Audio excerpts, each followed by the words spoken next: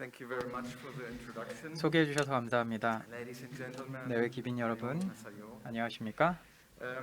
I will be talking to you 제가 about 오늘 the new era of 말씀드릴 spaceflight and 내용은 its future 우주의 perspectives 미래에 in 관한 관점이 the 되겠습니다. next 10 to 20 years 향후 or 10에서 50 20년 동안 100 years 또 respectively. 15년, 30년 뒤에 대해서 말씀을 드리도록 하겠습니다.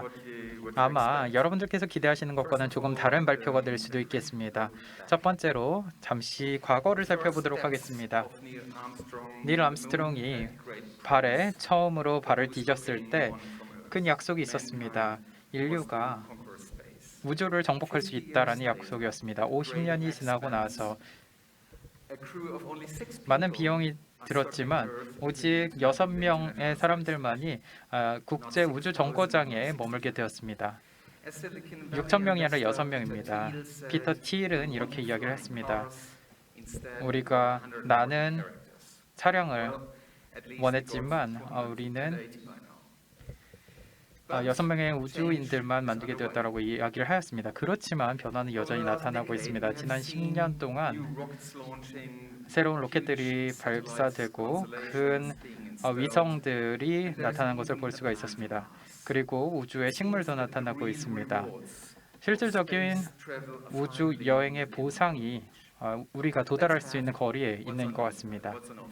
그렇다면 어떤 것들이 있는지 살펴보도록 하겠습니다. 첫 번째로 위성이 있습니다. 우주에서는 일반적이죠. 또한 플래티넘이라든지 또는 다른 금속들이 소행성에서 나타나고 있습니다. 또 달에 물이 발견되었습니다. 마지막으로 우주의 광범위한 지역을 우리의 제국으로 만들 수가 있는 것입니다. 그리고 화성이 하나의 후보가 되었습니다. 그래서 이러한 자원들의 잠재성이 있습니다. 그리고 그 가능성은 그렇다일 수도 있고 아닐 수도 있는데요. 리소스라는 것이 어떤 의미인지에 따라서 답이 달라질 수 있습니다. 우리가 잠재성을 누릴 수 있다라고 이야기를 할 때는 우주를 여행할 수 있고, 물론 이것이 금이나 은처럼 손에 잡을 수 있는 것은 아니지만 인프라로서의 우주를 의미하는 것입니다. 우주 그 자체가 보상이라는 것입니다. 세계 경제에 중요한 영향을 끼치는 요소가 될 것입니다. 그런데 잠재성이 없다라고 이야기를 할 때는 리소스라는 것을 백금이라든지 금속이라든지 이런 것들로 생각을 했을 때입니다. 기술을 통해서 이런 것들을 추출해야 하는데 이것과 관련해서 우리가 활용할 수 있는 시장이 없다는 것이 문제입니다. 그래서 핵심적인 질문을 한번 던져보도록 하겠습니다. 우주에서는 무슨 일이 벌어지고 있는가? 두 번째로, 어떤 시점에 이런 상황들이 발생할 것인가? 그리고 어떤 변화들이 나타날 것인가? 그리고 어떤 사람들의 삶에 영향을 끼칠까라는 것이 질문이 되겠습니다. 첫 번째 질문을 보시게 되면 우리의 미래를 가까운 미래에 만들게 될 것이라는 것을 알 수가 있는데요. 좋은 지표들이 있습니다. 1970년대부터 시작해서 상업용 우주 시장을 보게 되면 우주라는 것은 보잉이라든지 로키드 마틴이라든지 이런 큰 기업들에 의해서 주도되었습니다. 그런데 2000년 초반부터 시작해서 자본들이 새로운 우주 산업으로 흘러들게 되었습니다. 그리고 주로 미국으로 흘러들게 되었는데요. 특히나 캘리포니아 지역으로 흘러들게 되었습니다. 이 부분 나중에 살펴보도록 하겠습니다. 그리고 2000년대 초반 10년이 지나고 나서 여전히 이 꿈을 가지고 있었습니다. 2000년부터 시작해서 투자자들은 370억 달러를 우주 스타트업들에 투자하게 되었습니다. 이것을 뉴 스페이스라고 이야기를 합니다. 그리고 260억 달러를 2015년부터 투자를 했고요. 그렇다면 이 모든 자금들은 어디로 가고 어떤 일들이 벌어지게 될까요? 첫 번째로 살펴볼 부분은 로켓 기술입니다. 로켓은 바로 우주 여행의 중간 역할을 하고 있습니다. 우주 여행에 있어서 중력이라는 것이 큰 장애물이 되고 있습니다. 그래서 앨런 머스크라든지 다른 많은 경쟁 업체들이 로켓들을 먼저 개발하려고 하고 있습니다. 그 목표는 로켓을 발사하는 비용을 8,000에서 18,000달러까지로 줄이는 것입니다. 킬로그램당의 가격을 줄이는 것이죠. 이 목표를 달성하기 위해서 새로운 기술들이 개발되고 사용되고 있습니다. 예를 들어서 적층 제조를 사용하기도 하고 로켓을 재활용하거나 또는 새로운 발사 기술이나 새로운 소재도 사용하고 있습니다. 약 100개 기업들이 새로운 로켓을 위해서 연구를 하고 있습니다. 대부분은 소형 마이크로 발사기를 사용하고 있습니다.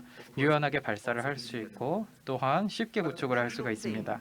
핵심적인 부분은 로켓은 물론 그 자체로도 중요합니다. 그런데 여기에는 목표가 있습니다. 바로 우주선을 발사시키는 것입니다. 여러분들께서 얼마나 많은 자금이 우주 산업으로 흘러 들어가는지를 이 슬라이드를 통해 보실 수가 있습니다. 그런데 로켓은 아주 작은 부분을 차지하고 있습니다. 한 50에서 60억 달러 정도를 차지하고 있습니다. 대부분의 금액은 현재 위성으로 흘러 들어가고 있습니다. 원격 통신이라든지 또는 지상 장비 등의 자금이 사용되고 있고요. 그 자금을 총 합치게 되면 총 2천억 달러가 넘습니다. 이것이 우주 예산의 80% 이상을 차지하고 있습니다. 그리고 새로운 우주에 대한 영역도 있는데요. 바로 위성이 되겠습니다. 위성의 이미지입니다. 저희가 본 것처럼 2010년부터 시작해서 현재까지 위성의 숫자가 1,000개 미만에서 현재는 4,000개 이상으로 늘어나고 있습니다. 여기에서 중요한 것은 위성의 숫자뿐만이 아니라 위성의 성격이 바뀌고 있다는 것인데요. 아주 먼 우주까지 가고 아주 값비싼 비용을 들여서 통신을 위해서 궤도를 돌아가는 위성을 발사하는 것이 아닙니다. 지구에 가까이 있는 궤도를 돌게 됩니다. 더 중요한 것은 저렴하고 규모가 작다는 것입니다. 그래서 전자제품, 예를 들어서 스마트폰과 같은 혁신이 달성했던 것과 같은 혁신을 이룰 수 있을 것입니다. 그리고 각각의 위성은 서로 다른 목적을 가지고 있습니다.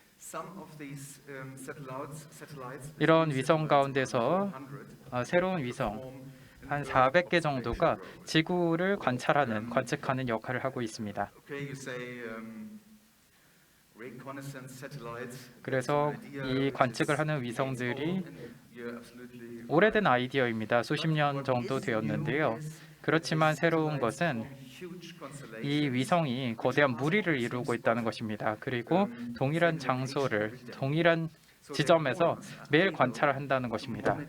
이를 통해서 저희가 동일한 장소를 지구상에서 실시간으로 관측할 수가 있습니다.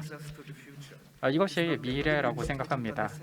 위성을 통해서 찍은 영상이 중요한 것이 아니고 바로 이 위성 이미지가 변화하는 것을 보는 것입니다. 캘리포니아에 한 기업이 있습니다. 이 기업에서는 전체 국가에 대해서 지붕의 높이, 오일 탱크의 높이를 우주에서 관찰을 합니다. 그리고 완전 자동화되어서 측정을 하게 됩니다. 이것은 여러 평가 방식 중에 새로운 평가 방식입니다. 많은 스타트업들이 캘리포니아에 위치하고 있는 이유가 있습니다. 그 이유는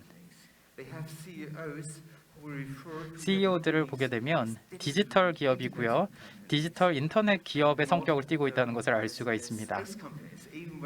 우주 기업이긴 합니다. 그렇지만 이 위성을 운영할 때 디지털 기업으로 운영이 되고 있습니다. 낮은 지구 궤도에 있는 새로운 세대의 인공위성을 인터넷 위성 성운이라고 합니다. 원웹이라는 회사가 있는데요. 지금까지 계획되어 있는 648개의 위성 중 절반을 우주로 쏘아 올렸습니다. 스페이스X 같은 경우에는요, 이미 12,000개 발사 계획을 하고 있고 약 1,600개 이상을 이미 쏘아 올렸습니다. 그들의 목표라고 한다면 모든 사람에게 어디서나 광대역 인터넷을 제공하는 것입니다. 하지만 여기서 끝나는 것이 아닙니다. 아마존 같은 경우에는 자체 인터넷 위성을 설치하겠다는 계획을 발표했습니다. 목표 기간은 2030년입니다.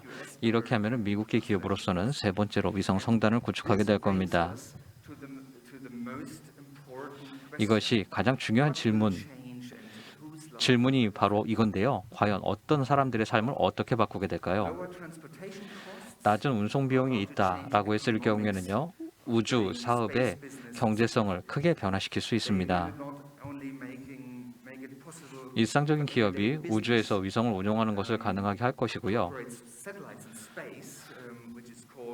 이른바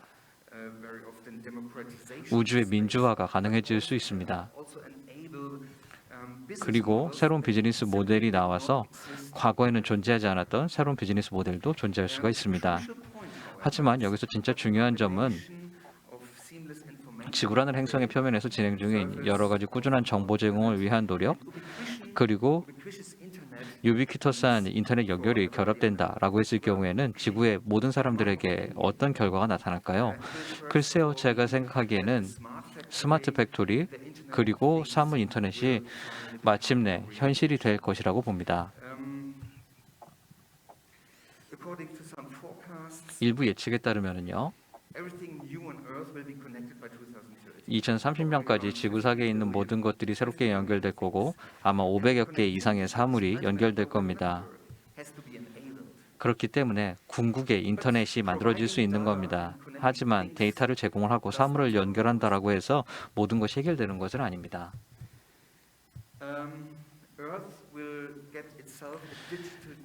지구는 디지털 트윈을 가지게 될 겁니다. 모든 지리적 특징이 가상에서 거의 실시간으로 다 매치가 될 거기 때문에 디지털 트윈이 가능해질 겁니다. 만약에 이 정보를 인공지능으로 처리를 하게 된다라고 했을 경우에는 우리 경제에 있는 다양한 프로세스에 대해서 예측, 권장사항이 훨씬 더 좋아질 것이고 그렇기 때문에 프로세스 자체가 훨씬 더 효과적이 될 겁니다. 그리고 좀 더 예측성도 높아질 겁니다.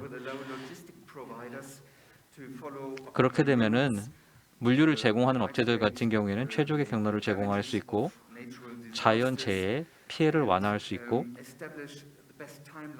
그리고 농업 프로세스에 대한 최적의 타임라인을 설정하는 게 가능합니다. 적에도 위성이라는 것이 사람들의 영향을 주는 것이 완전히 바뀌게 될 겁니다.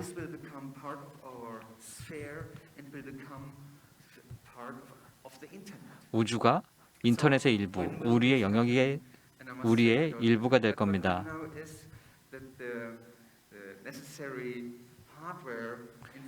하지만 하드웨어, 인프라 같은 경우가 이미 다 준비가 되고 있다라는 것까지만 말씀드리겠고 언제 이것이 실현될지는 잘 모르겠습니다. 자, 그렇다면은 다음 단계로 넘어가 볼까요? 우주 여행에 대해서 말씀을 한번 해보겠습니다.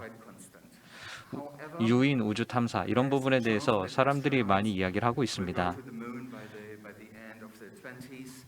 2020년대 후반에 다시 한번 우주 비행사들이 달에 갈 수 있을 거고요.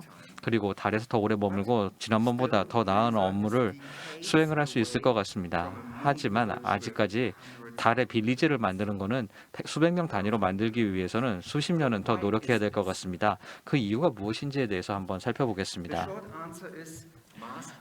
간단하게 답변드리자면 화성은 굉장히 빡빡한 지역입니다.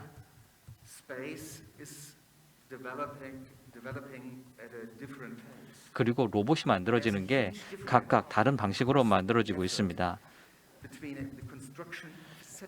예를 들어서 여러분이 위성을 하나 만듭니다. 위성을 하나 만드는데 고장이 났을 때 쉽게 교체할 수 있는 소형 인공위성을 만들고 사람이 타야 되는 우주선을 만든다라고 했을 경우에는 비용과 노력이 완전히 다를 겁니다. 저렴한 전자제품 같은 경우가 그냥 위성이라든지 스페이스 유닛에 적합할 수 있을 겁니다. 그리고 나사 같은 경우에는 정말 많이 연구를 이 부분에 대해서 진행을 하고 있습니다.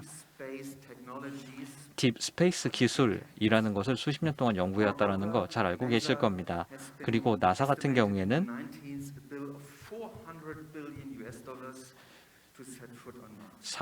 사람을 화성에 보내는데 약 4천억 달러가 들 것이라고 이야기를 하고 있습니다. 이만큼의 돈이 있어야지 그 다음에 화성 탐사가 가능해질 겁니다. 여기에 지금 실험이 이루어지고 있는 걸 볼 수 있는데요. 올해 초에 화성에 탐사선을 보냈고요. 여기서 실험을 하나 진행을 했습니다. 화성 대기에서 산소를 만드는 실험을 했었습니다. 이런 실험이 최초로 이루어진 거라는 점을 제가 강조드리고자 합니다. 최초.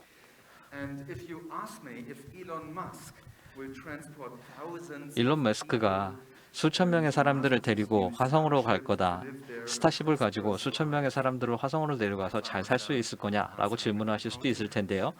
저는 그렇게 생각하지 않습니다. 거기서 사람이 할 일이 거의 없습니다. 화성은 사실 남극보다 훨씬 더 적대적인 환경이고 살기가 굉장히 어렵습니다. 아까도 이야기가 나왔던 것 같은데요. 남극에서 살기를 원하는 사람은 아무도 없죠. 그렇기 때문에 동인이라는 게 전혀 없습니다. 그냥 사람이 재미로 가는 것 이외에는 동인이 전혀 없습니다. 그리고 화성의 정착지 개척이 불가능하다라고 제가 말씀드리는 이유가 있습니다.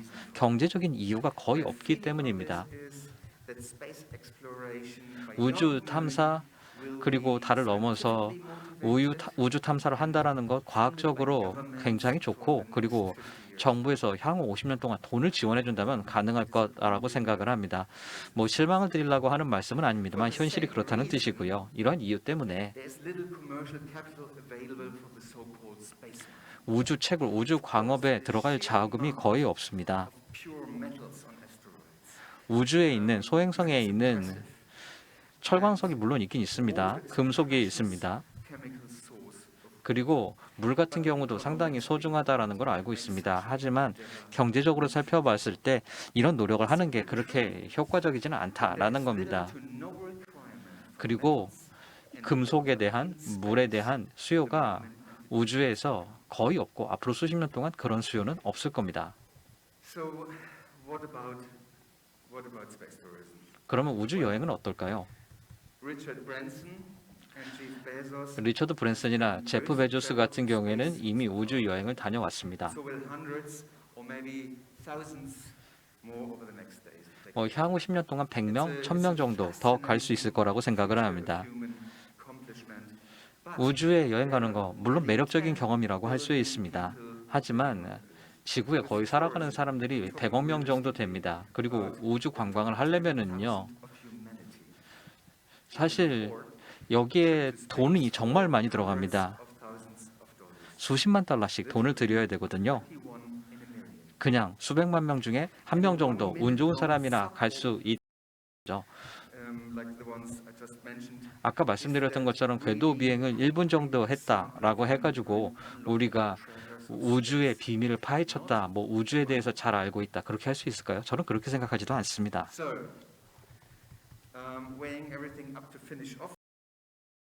자, 결론적으로 우주의 미래가 펼쳐지는 것에 대해서 어떻게 생각하는가에서 말씀드리겠습니다. 정착지 상당히 어렵다라고 말씀을 드렸습니다. 자립 경제가 우주에 있지 않는 이상 불가능하다라고 말씀을 드렸습니다.